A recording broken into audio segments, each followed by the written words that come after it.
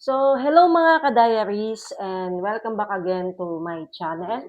So, for today's video guys, ang daming comments regarding dun sa warranty inclusion dun sa mga nabibili nilang bagong motorcycle. So, for today's video guys, tingnan natin yung warranty policy na meron dito kay Honda. So, makikita nyo yan sa mga owner's manual na mabibili nyo. So, every time nabibili kayo ng bagong motor, meron siyang kasama owner's manual. So, tara, check natin.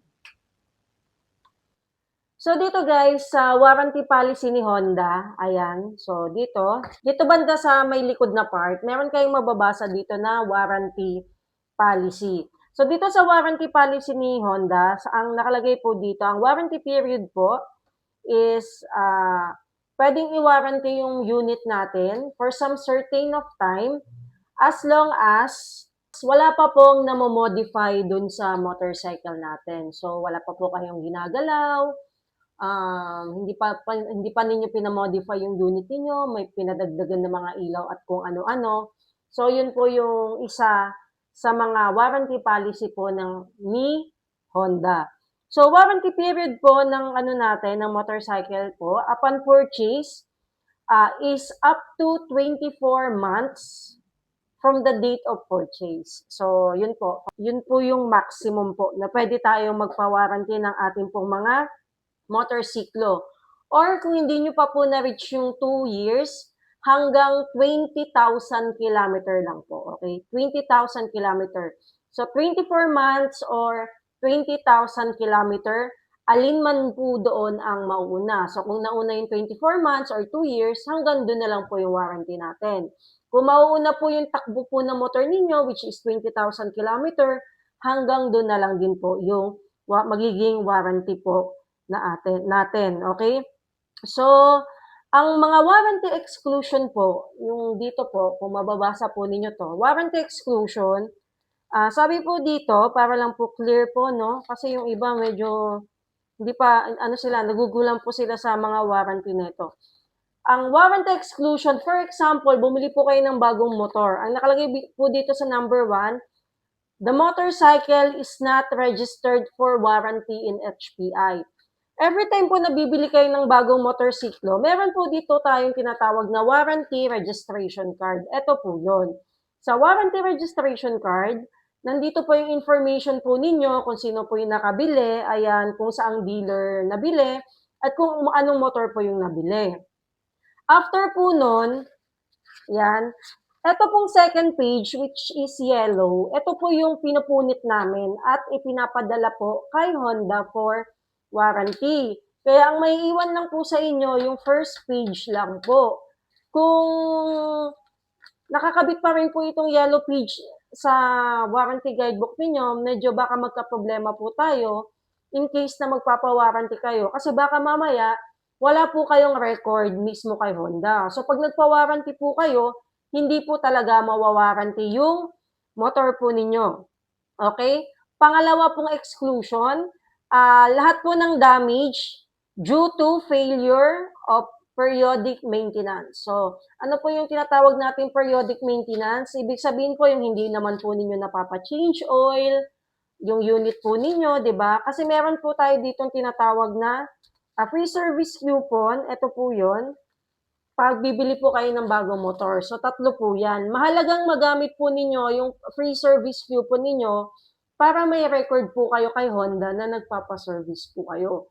So, kung nag-cause po yung sira dahil nagkaroon po ng kapabayaan, dahil kumatok yung makina, dahil hindi nyo napapa-change oil, natuyuan ng langis, ganyan. So, hindi din po siya makakover po ng ating warranty. Tapos po, sa number 3 po, sabi dito, nagpa-repair po kayo ng unit po ninyo pero hindi po mga 3S shop. Ibig sabihin, mga tabi-tabing mekaniko lang po. Ayan. Nagpa-service kayo sa tabi-tabing mekaniko, ngayon doon po nasira yung unit ninyo. So, kapag ganun po yung nangyari, hindi din po siya ikikiter ng warranty kay Honda. So, malalaman naman po yan ng mekaniko kung nagpapa-service po ba kayo, kung may mga history kayo ng service sa dealer, ganyan.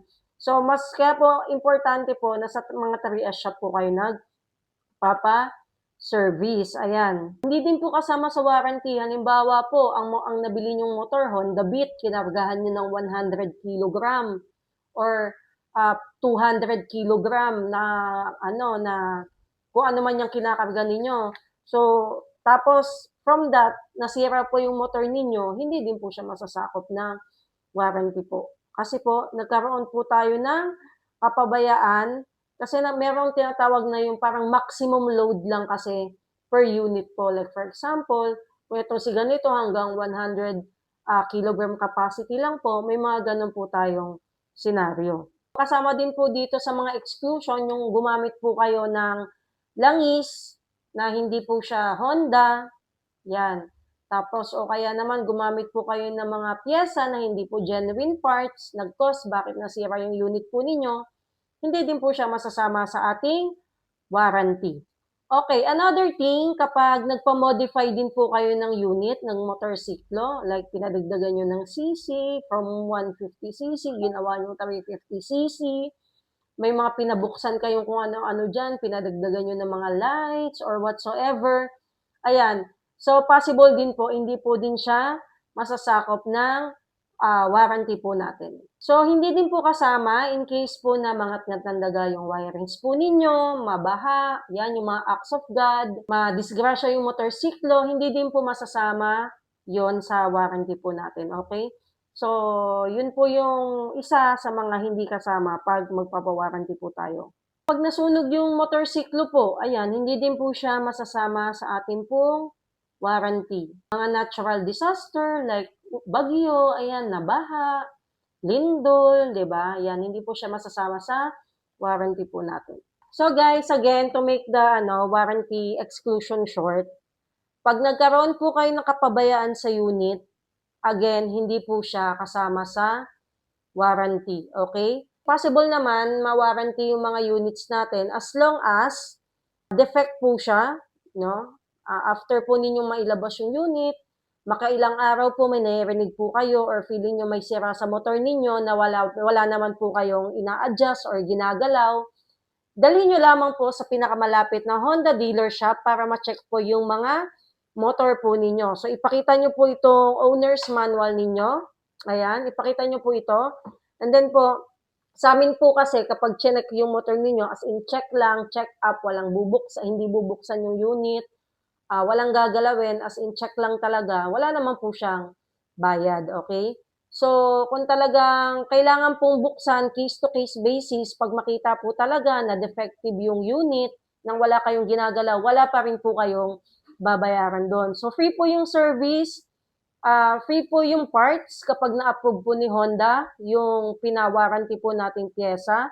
Yun lamang po talaga, maghihintay lamang po kayo kung kailan po darating yung pyesa. Usually, 2 to 3 weeks po ang dating ng mga pyesa natin. So, rest assured naman po, kaya po naglaan ang Honda ng warranty natin up to 2 years para po talaga makater natin lahat yung mga possible instances or sira na mag-occur po sa mga motorsiklo natin. Kaya wag po kayong mangangamba in case po na magkaroon talaga ng defect, basta confident po kayo na wala po kayong ginalaw sa loob ng motorsiklo po ninyo. Ayan guys. So yun po yung sa ating pong mga warranty claim. So for our next video guys, bibigyan ko kayo ng mga sample ng mga pinawarranty namin previously. Ayan, para magkaroon din po tayo ng idea. So yun lamang guys. Thank you so much and have a nice day ahead.